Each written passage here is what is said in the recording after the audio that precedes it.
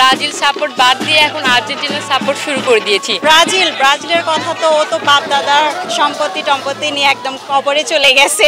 আমার প্রেমিকা ব্রাজিল করে দেখে আমি ব্রেকআপে আছি, ওর সাথে কোনো কথাবার্তা হচ্ছে না, এ পর্যন্ত হয়নি। আমাদের প্রিয় আর্জেন্টিনার টিম নিয়ে যেটা বলতে চাই, কোপা আমেরিকা ফাইনালে আসছে কালকে কলম্বোতে, ইনশাল্লাহ ও কাপ জিতবে। ব্রাজিলের খেলা একদমই বাজে ছিল, আর যারা ব্রাজিলের সাপোর্ট করে এরা একদম বাজে, এদের সঙ্গে তর্কে যাওয়াটাই সমস্যা। এই ব্রাজিল করার কারণে আমার 10 বছরের প্রেমের ব্রেকআপ চলছে।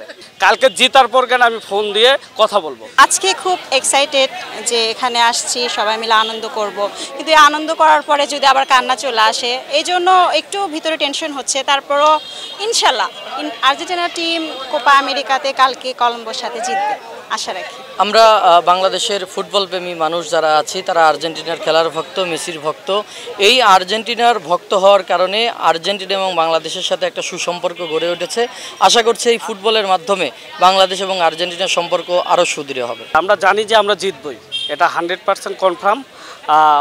উপরে আল্লাহ আছে, সৃষ্টিকর্তা, আমরা জিতবই। আর সবচেয়ে বড় কথা, আমরা ফুটবলে যদি জাদু বলে থাকি মেসির এক জাদুতে পুরো মাঠ আমাদের দখলে চলে আসবে। আর্জেন্টিনাকে অভিনন্দন। আমরা তো বিশ্বকাপ জিতেছি, সামনে কোপা আমেরিকা, সেটাও ইনশাল্লাহ জিতবো। মেসি যতদিন আছে আমরা একটার পর একটা ফাইনাল, শুধু ফাইনালেই যাব, এটাই আমাদের আশা।